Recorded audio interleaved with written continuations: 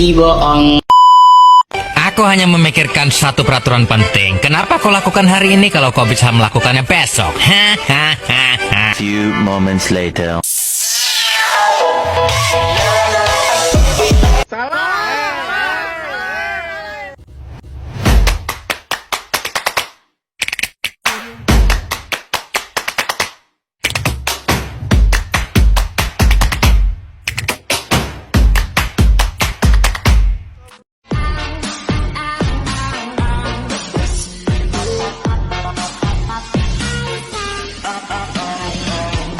Tutup pintu, tutup jendela, karena nih lagu boleh bikin.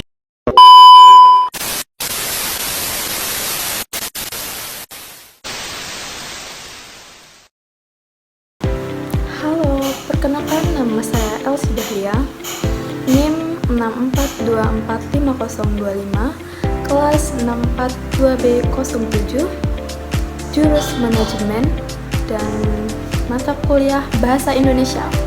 Cikidang.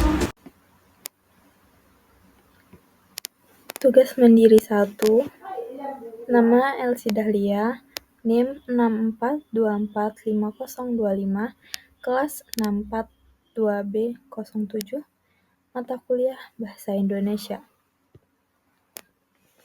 Jenis tulisan yang berjudul Melawan Korupsi Membangun Masa Depan. 1. Pendahuluan ekspositori. Korupsi adalah tindakan yang sangat merugikan keuangan negara dan masyarakat, sehingga dapat menghambat jalannya pembangunan nasional. Korupsi di Indonesia terus meningkat dari waktu ke waktu. Korupsi yang meluas sudah memasuki kehidupan masyarakat, menyebabkan kerugian finansial bagi negara yang sedang tumbuh.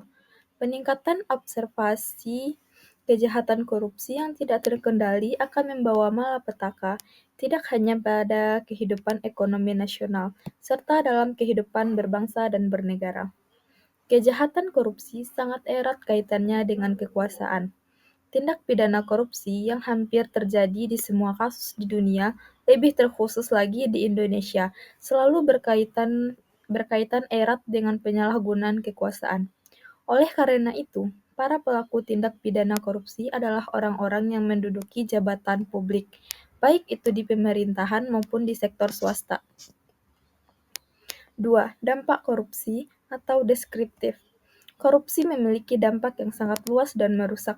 Di sektor pemerintahan, korupsi menyebabkan inefisiensi dan ketidakadilan dalam penggunaan anggaran dana negara. Seringkali diselewengkan untuk kepentingan pribadi, sehingga proyek-proyek pembangunan menjadi tidak efisien dan berkualitas rendah. Di sektor ekonomi, korupsi memperlambat pertumbuhan ekonomi karena sumber daya tidak digunakan secara optimal, sehingga menurunnya pendapatan negara dari sektor pajak dan meningkatnya hutang pemerintah. Di masyarakat, korupsi dapat menghancurkan kepercayaan masyarakat terhadap pemerintahan dan lembaga publik, yang dapat memicu ketidakpuasan dan keresahan sosial. Bayangkan sebuah negara di mana proyek pembangunan diiringi dengan penyelewengan dana, sehingga kualitas infrastruktur menjadi rendah dan masyarakat menderita akibat ulahnya. Upaya pemberantasan korupsi atau argumentatif. Adapun langkah-langkah pemberantasan korupsi sebagai berikut. 1. Memberantas dan mengikis budaya kultus dan paternalistik. Budaya ini telah melahirkan sikap euh dan rikuh atau sungkan dalam upaya pemberantasan korupsi atau penyimpangan lain yang dilakukan oleh orang tertentu yang memiliki kedudukan yang terhormat dalam masyarakat. Memberantas budaya pemberian hadiah yang diberikan kepada orang yang memiliki kewenangan tertentu dalam kaitannya dalam urusan tertentu. Karena pada prakteknya, makna hadiah telah mengalami reduksi dan penyimpangan dari konteks yang dimaksud hadiah itu sendiri. Memberantas budaya komunalisme dalam kehidupan masyarakat dalam konteks ketergantungan akan kehidupan kolektif yang kemudian melahirkan sikap yang toleran terhadap praktek-praktek korupsi.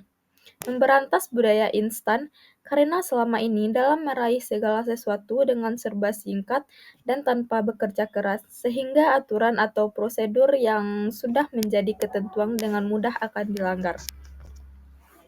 4. Peran masyarakat atau naratologi. Masyarakat memiliki peran yang sangat penting dalam upaya pemberantasan korupsi. Dengan menjadi pelapor yang peduli dan aktif, masyarakat dapat membantu KPK dalam mengungkapkan kasus-kasus korupsi. Selain itu, masyarakat juga dapat berperan dalam mengawasi penggunaan anggaran dana proyek negara. Oleh karena itu, mari kita bersatu melawan korupsi dan membangun Indonesia yang lebih baik. Yang kelima, kesimpulan. Korupsi ialah perilaku yang buruk yang tidak legal dan tidak wajar untuk mengambil keuntungan pribadi atau orang lain, serta mengandung unsur penyelewengan atau dishonest, ketidakjujuran. Korupsi dinilai dari sudut manapun ia tetap suatu pelanggaran. Korupsi mengakibatkan kurangnya pendapatan negara dan kurangnya kepercayaan. Oleh karenanya, di setiap negara harus memiliki strategi dan berupaya mencegah tindakan korupsi dengan kebijakan pemerintahan masing-masing, seperti di Indonesia yang memberikan hukum pidana kepada pelaku korupsi dan ditangani oleh lembaga-lembaga seperti BPK, KPK. Yang paling penting agar tidak terjadi korupsi adalah di setiap diri harus memiliki nilai-nilai kejujuran dan rasa takut akan hal-hal yang haram. Karena sejatinya orang yang memiliki harta yang halal adalah orang yang paling selamat agamanya, paling tenang hati dan pikirannya, dan kehormatan serta harga diri bersih dan terjaga. Yang keenam, saran. Tindak pidana korupsi merugikan bangsa dan negara, terutama bagi negara yang masih berkembang. Karena hal tersebut dapat menghambat pertumbuhan dan perkembangan negara. Sebagai masyarakat yang bermoral dan berpendidikan, marilah jauhi segala tindakan yang menjurus pada tindak pidana korupsi demi kemajuan bangsa dan negara. Terima kasih.